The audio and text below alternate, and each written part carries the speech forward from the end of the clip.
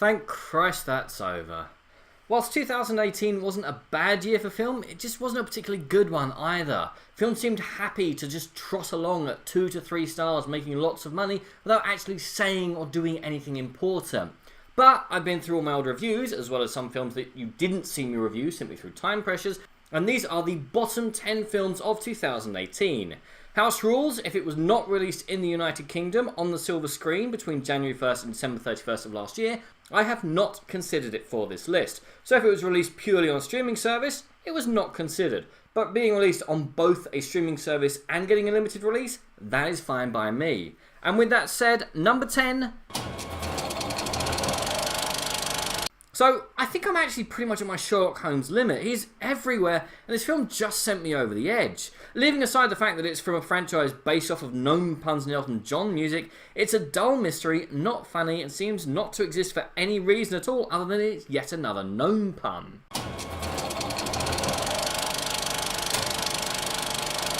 A film about Bruce Lee before he became Bruce Lee? Brilliant! Set during some of his most formative years and about a legendary duel he once held, shot in the style of one of his movies, and with actually a pretty good actor playing the part of Lee, sounds great. Except it's mostly about some dull, fictional guy called Steve, with the charisma, acting and fighting ability of a pancake. If you have to do reshoots of your Bruce Lee film to include more Bruce Lee, then maybe you should go back to script.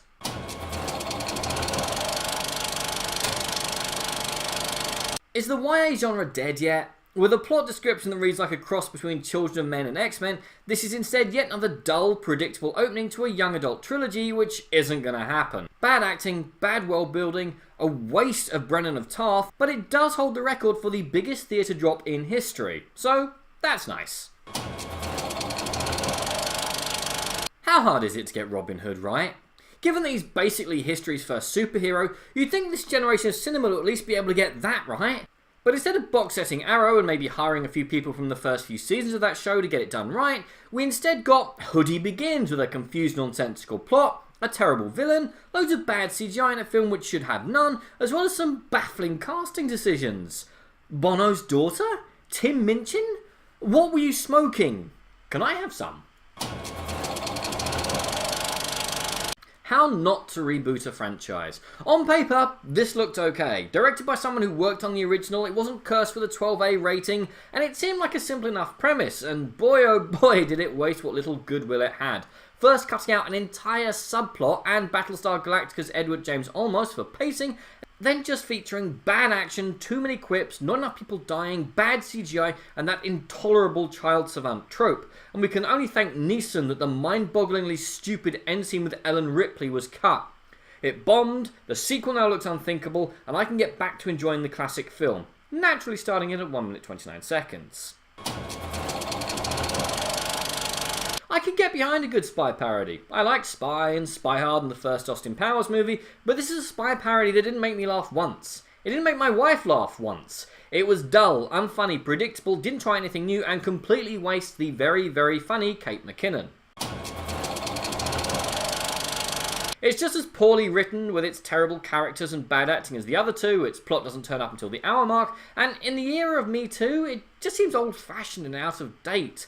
For the love of Neeson, let's just leave this here and forget it exists. And also, to the people who took cucumbers for a mid-movie snack, could you not have taken them with you afterwards? Cinema workers don't get paid enough for that. An adult take on the Muppets, directed by the guy who directed the Muppets Christmas Carol, could have worked. I mean, Meet the Feebles worked, but when even the director admits that this film was butchered in the editing suite, you know you have problems. And this could have worked. It's not that hard to make a film noir, and making it with puppets should have been funny, but nobody in my nearly empty screening chuckled. It's also becoming clear that Melissa McCarthy is a one-trick pony, and I hope she's getting very close to the Glue Factory. It was disgusting to watch, with no respite from the crude humour, and I was glad beyond words when this thing tanked, hopefully taking this new studio with it. Aw, what a lovely classic British story which for once doesn't traumatise anyone who watches it. How can we mess this up? Well, let's set it in the modern day, pad it like there's no tomorrow, let James Corden into the cast, encourage allergy bullying, put loads of unfunny jokes in it, butcher the plot like we're coming off of Veganuary, put in a completely unnecessary human romance subplot, and then, right in the middle of this horror, put in an amazing wordless, traditionally animated 1-minute scene, just to show what might have been. Naturally, a sequel is due out in 2020.